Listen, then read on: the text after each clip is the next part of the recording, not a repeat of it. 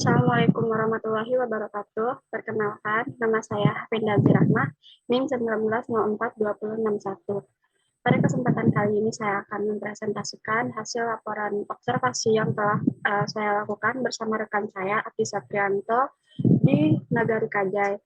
Pada observasi kali ini kami mengetahui atau mencari tahu mengenai bagaimana penyelenggaraan pemerintahan daerah di Nagari Kajai, Kecamatan Talamo, Kabupaten Pasaman Barat. Baiklah, untuk tidak memperpanjang waktu, langsung saja saya menjelaskan hasil diskusi atau observasi yang telah kami lakukan.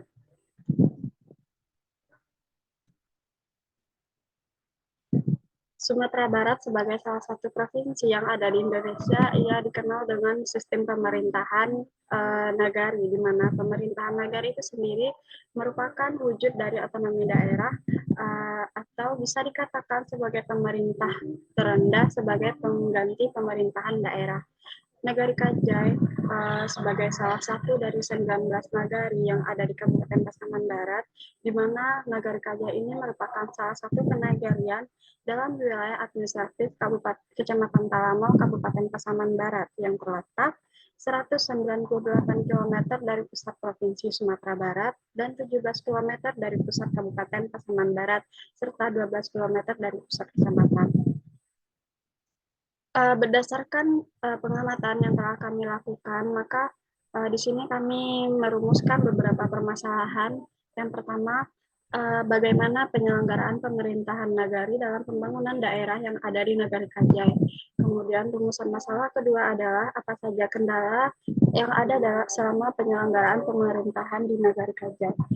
Kemudian yang ketiga, apa saja hambatan yang dihadapi oleh pemerintahan nagari dalam mewujudkan tujuan pembangunan daerah. Kemudian yang keempat, bagaimana solusi pemerintahan daerah dalam menghadapi hambatan tersebut. Tujuan dari penulisan atau observasi lapangan kali ini adalah untuk mengetahui bagaimana peran pemerintahan nagari dalam pemerintahan daerah. Kemudian tujuan yang kedua untuk mengetahui bagaimana partisipasi masyarakat dalam pembangunan daerah.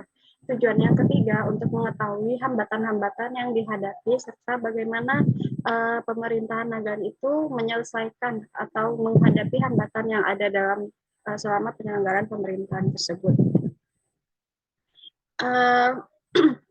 Baiklah, kita langsung saja masuk ke materi. Yang sebelum mengetahui atau menjabarkan hasil observasi kami, kita harus mengetahui dulu pengertian peran, di mana Sujono Sukanto mendefinisikan peran sebagai sebuah status ketika individu melaksanakan hak dan kewajibannya yang sesuai, sehingga ia dapat dikatakan memenuhi peran tersebut. Pada organisasi, setiap orang memiliki ciri khasnya masing-masing dalam pemenuhan tugas, kewajiban, ataupun tanggung jawab yang dilimpahkan setiap organisasi lembaga. Jadi inti dari peran itu adalah yang pertama peran sebagai efek yang diharapkan dari seseorang dalam atau di antara hubungan sosial tertentu. Kemudian yang kedua, peran merupakan efek dalam kaitannya dengan posisi atau status sosial tertentu. Kemudian yang ketiga, peran itu terjadi pada saat seseorang memenuhi hak dan kewajibannya sesuai dengan posisinya. Kemudian yang keempat, peran akan terjadi apabila ada tindakan atau ketika sebuah kesempatan itu disajikan. Sedangkan pemerintahan desa merupakan penyelenggaraan pemerintahan yang dilakukan oleh kepala desa yang didukung oleh perangkat desa sebagai bagian dari penyelenggaraan pemerintahan desa. Dalam kehidupan bernegara, pemerintah itu diperlukan untuk mengatur rakyat, melindungi rakyat, dan memenuhi kebutuhan rakyat.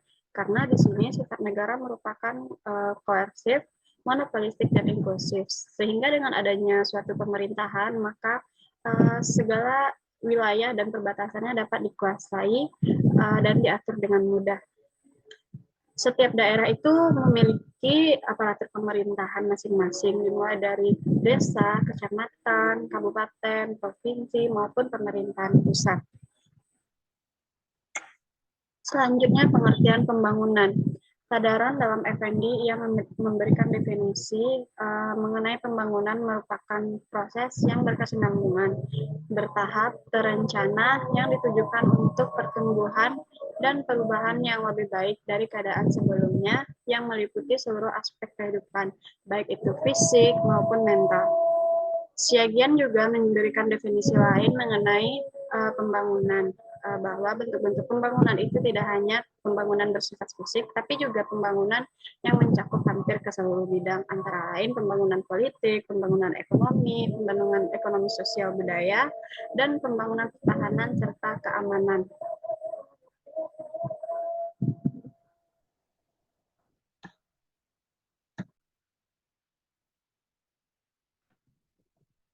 Untuk teknik pengumpulan data pada observasi kali ini, kami melakukan dengan dua cara. Yang pertama, teknik pengamatan atau bisa kita kenal dengan observasi, di mana observasi merupakan teknik atau cara pengumpulan data dengan cara mengamati secara langsung suatu kegiatan yang sedang berlangsung. Observasi bertujuan untuk mencatat atau memerhatikan fenomena yang muncul dan mempertimbangkan hubungan antar aspek fenomena tersebut. Di sini kami melakukan observasi di kantor Wali Nagari Kajai. Baik, untuk teknik yang kedua, kami menggunakan teknik wawancara, di mana metode wawancara merupakan metode yang dilakukan dengan cara berkomunikasi dengan sumber data melalui dialog atau tanya jawab secara lisan, baik itu secara langsung maupun tidak langsung. Pada wawancara kali ini kami menggunakan informan, yakni Bapak Okino Fuzal, di mana ia selaku Sekretaris Nagari Kajai dalam untuk membantu kami untuk memperoleh informasi atau data-data yang dibutuhkan dalam observasi kali ini.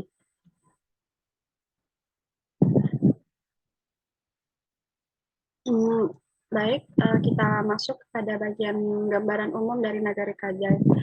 Nagari Kajai itu merupakan salah satu dari 19 nagari yang ada di Kabupaten Pasaman Barat, di mana ia merupakan salah satu kenagarian dalam wilayah administratif Kecamatan Talamau, Kabupaten Pasaman Barat.